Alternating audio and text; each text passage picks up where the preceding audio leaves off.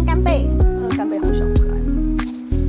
然后今天主食是糯玉米，试试看好不好吃。上次吃水果玉米，我觉得很甜，很好吃。这次来吃看看糯玉米。然后先来备料，先把蒜头挑几颗起来爆香，不用太多，5颗就好了。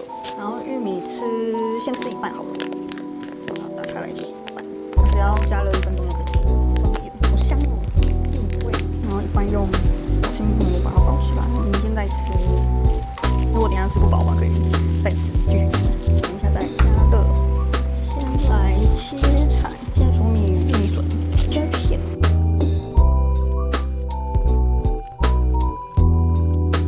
然后再处理番茄。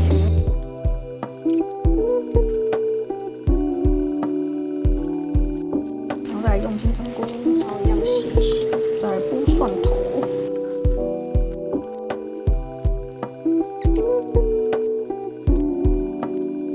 切片，备料就完成啦。开始要来炒菜喽，要开始来炒菜喽。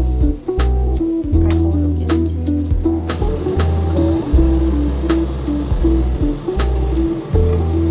下蒜爆香，味道也是马上出来，然后再下玉米笋。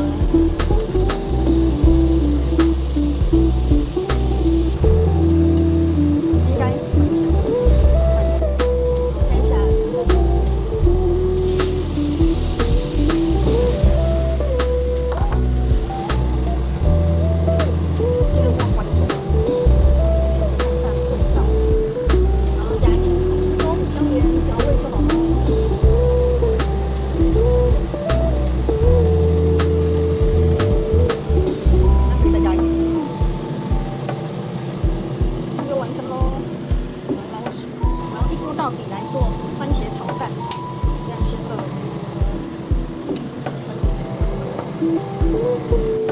先加番茄，炒软，加一些糖调味，焖煮一下。了番茄看味道，焦香味，有点软口，然后吃软一点。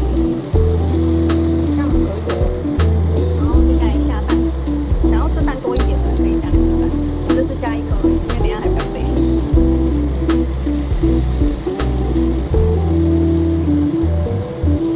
感觉好像要2颗蛋会比较好看。然后番茄酱调味，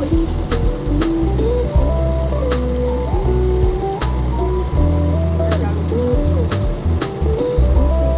看看味道，好香哦，应该都可以喽。稍微清一下锅子。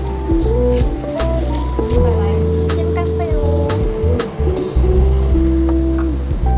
锅子热嘛，下去。因为它以为是软软的，结果好像是冷冻。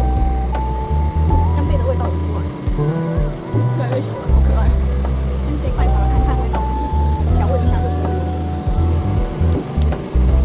好，煎干贝就完成喽。好，今天的3道料理就完成喽。第1道玉米笋炒金针菇。第2道是番茄炒蛋，第3道是煎干贝。今天煮的比较快哦，它来开动了。